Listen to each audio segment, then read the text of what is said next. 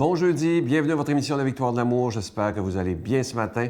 J'aimerais prendre le temps de saluer des gens qui sont de Sept-Îles. Je sais que vous êtes très nombreux à écouter La Victoire de l'amour. Alors je vous salue ce matin, gens de Sept-Îles. On rejoint notre ami Pierre-Luc Bordelot.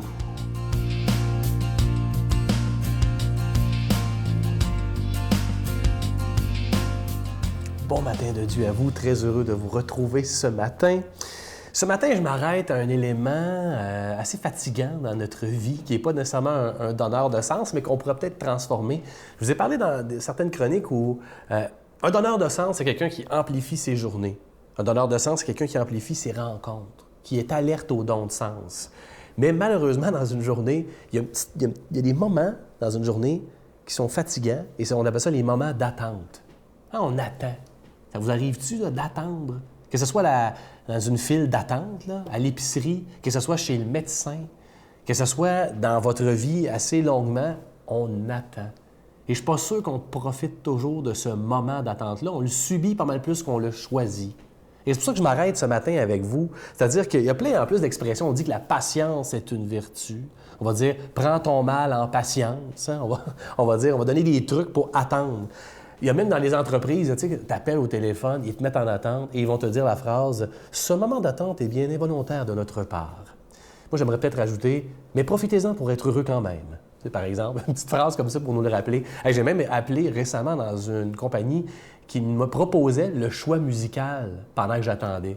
Est-ce que vous voulez une musique douce, une musique... Je me disais « C'est pas pire quand même, c'est intéressant ». J'ai choisi une musique douce. Mon point ce matin, là, je ne sais pas si vous êtes impatient comme moi, là. C'est pas nécessairement de convertir tous les moments d'attente. Il y a des fois qu'il y en a qui sont plus difficiles que d'autres. Mais c'est d'au moins d'essayer de faire l'effort. Il y a deux sortes de moments d'attente. Il y a des moments d'attente à court terme. C'est-à-dire que tu attends à l'épicerie, comme je disais tantôt, tu es vraiment en train de faire une perte de temps. Il y a un moment, tu es dans ta voiture, hein, ça bloque, tu attends. OK? Et il y a des moments à long terme. Tu sais, en attente d'un emploi, par exemple, en attente d'un projet, en attente d'un voyage. Hein? Vous comprenez ce que je veux dire? En attente d'une naissance qui va arriver. Et c'est pas toujours facile de choisir ce moment d'attente-là. Puis en passant, c'est encore plus frustrant quand tu es en attente et que tu sais que tu fais attendre quelqu'un d'autre. Hein? L'autre va attendre parce que toi, t'attends. Je suis sûr que vous vous retrouvez comme moi, puis on est comme, voyons donc, puis il y a de la colère qui est générée par ça. Et moi, là, je vous le dis, je suis un être doté d'une impatience incroyable et je dois me parler. Je dois faire en sorte de transformer ça. Et c'est pas toujours facile. Ça touche vraiment à mon impatience. Comme chrétien, d'ailleurs, je trouve ça intéressant. On a le temps de l'Avent pour attendre la naissance du Christ. On a le temps du Carême pour attendre la résurrection, évidemment, du Christ. Il y a ces moments-là qui nous sont proposés pour travailler notre attente et la cultiver. Puis on dirait que c'est pas tant l'événement qui va arriver, comme le moment pour s'y rendre. Choisissez vos moments d'attente plutôt que de les subir. Transformez-les en don de sens. Notre Père qui es aux cieux, que ton nom soit sanctifié, que ton règne vienne, que ta volonté soit faite sur la terre comme au ciel. Donne-nous aujourd'hui notre pain de ce jour. Pardonne-nous nos offenses comme nous pardonnons à ceux qui nous ont offensés. Ne nous laisse pas entrer en tentation, mais délivre-nous du mal, car c'est à toi qu'appartient le règne, la puissance et la gloire pour les siècles des siècles. Amen. La Victoire de l'amour vous invite à sa retraite spirituelle les 5, 6 et 7 octobre 2018 sous le thème « La vraie vie avec Jésus », en compagnie de l'abbé Donald Thompson, Brigitte Bédard, Miguel Padilla, Sylvain Charon et la chanteuse de renommée internationale Giorgia Fumenti qui offrira un spectacle. Et comme invité spécial, nous avons le privilège de recevoir l'unique Marcia Pilote. À l'hôtel et suite Le Dauphin de Drummondville, réservé 514-523-4433 ou sans frais 1-888-811-92-91.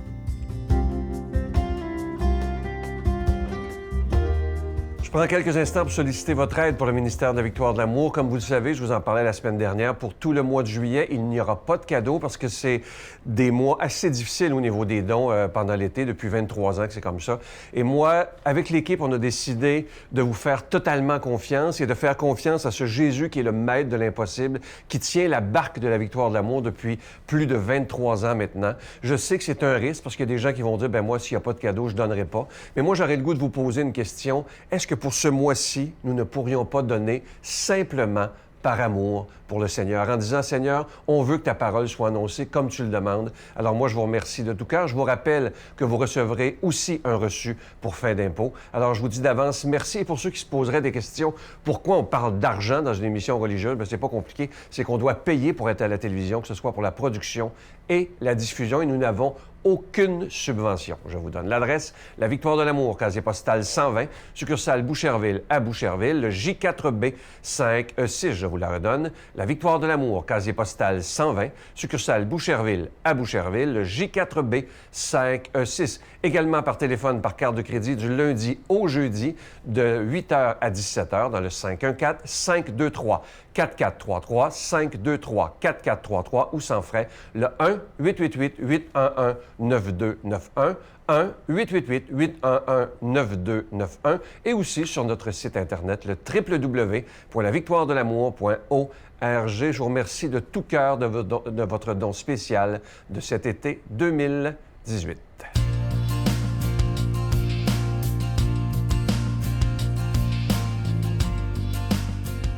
Mon Dieu, donnez-moi la sérénité d'accepter les choses que je ne peux changer, le courage de changer les choses que je peux et la sagesse d'en connaître la différence. Amen. Aujourd'hui, la parole de Dieu est proclamée par quelqu'un qu'on apprécie beaucoup, l'abbé Éloi Giard.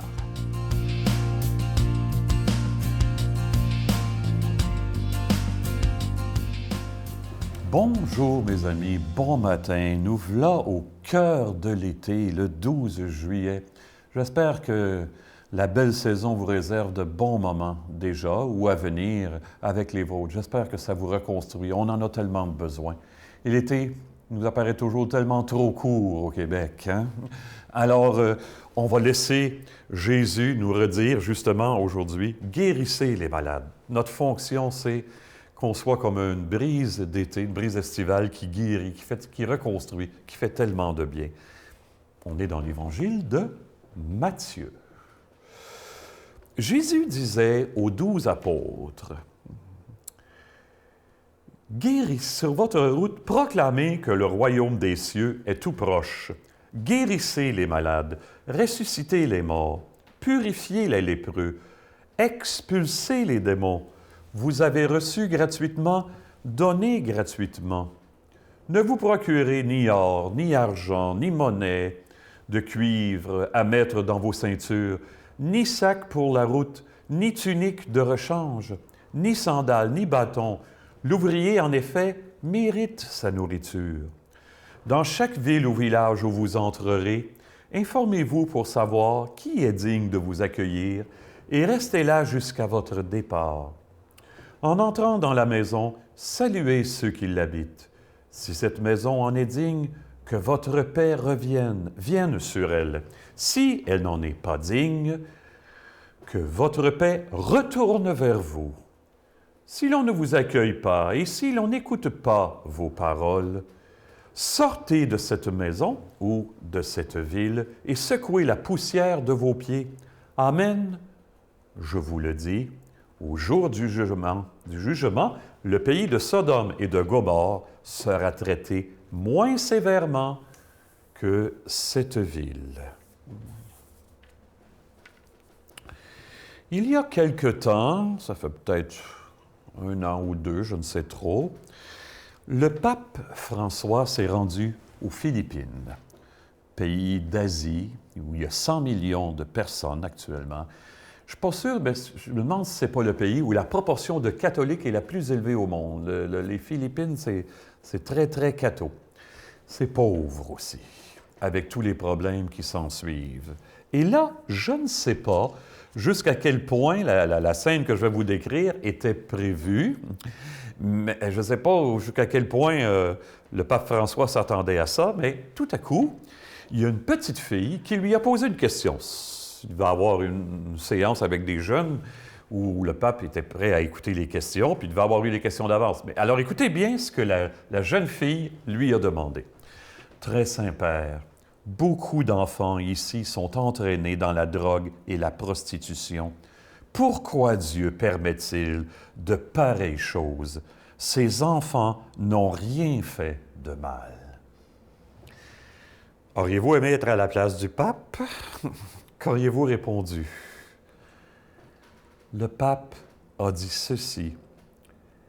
Elle a posé une question à laquelle on ne peut répondre avec des mots. Elle-même, ses larmes ont parlé plus que ses mots. Et là, le pape le serrait contre lui longuement. Parfois, je crois, on ne peut exprimer, comment je dirais, l'expérience qui nous porte, on ne peut l'exprimer qu'au moyen d'un geste silencieux. C'est ça que le pape a fait cette journée-là. On ne peut exprimer notre amour qu'au moyen d'un geste silencieux. Qu'est-ce que ça disait, ce geste-là? Ça disait « J'accepte ton questionnement, ta douleur, ton désespoir. Je veux communier à toi là-dedans. Je veux que ça me rentre dans le corps. Tout ce que je peux faire pour toi, je suis prêt. Je suis prêt à me donner jusqu'au bout pour que se réalise le meilleur pour toi et pour les autres. » Bien, le pape François, c'est un homme libre. On le sent, hein? Ça dérange. Quand Jésus dit « Partez, pas de sac, pas de bâton, pas d'or, pas d'argent », en quelque part, soyez centrés sur l'essentiel, sur le don qui vous porte et que vous portez.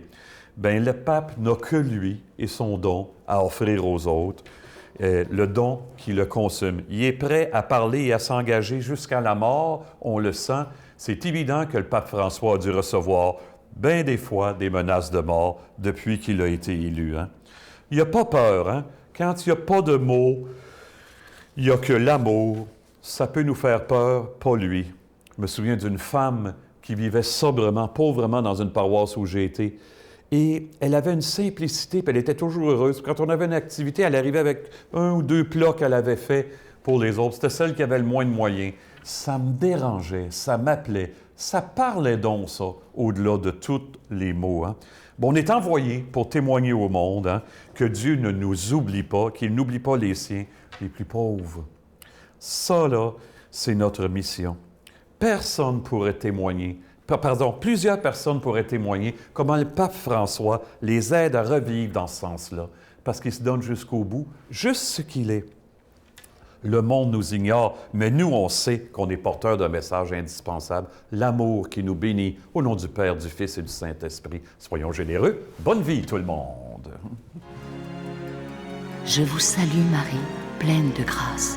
Le Seigneur est avec vous. Vous êtes bénie entre toutes les femmes, et Jésus, le fruit de vos entrailles, est béni.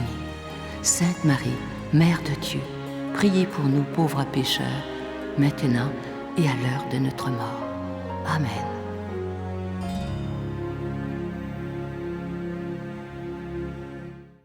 Je vous invite à la prochaine retraite de la Victoire de l'amour. Je vous invite à réserver très rapidement. Vous savez que c'est toujours complet. Cette année, des beaux invités. Ça aura lieu tout d'abord les 5, 6 et 7 octobre prochains. Le thème, il est tellement beau le thème cette année, la vraie vie avec Jésus. Et ceux qui seront avec nous, l'abbé Donald Thompson, Brigitte Bédard, Miguel chantera pour nous, je serai là également. Et un spectacle tout à fait intime avec la chanteuse de renommée internationale Giorgia Fumanti.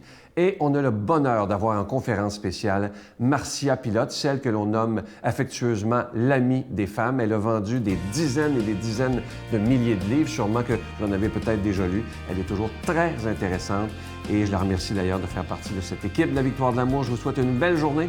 À demain. Bye. Le fémicide, c'est ni plus ni moins tuer une femme parce qu'elle est une femme. Et ça, c'est important de l'utiliser. Ça fait toute la différence. Hein? Alors, il l'a bien dit en cours, comme quoi Cathy avait payé pour toutes les autres. Ah, il l'a dit, ça? Il l'a dit, noir sur blanc. Comme quoi elle avait payé pour toutes les autres. Alors, les autres femmes aussi qui l'avaient laissée.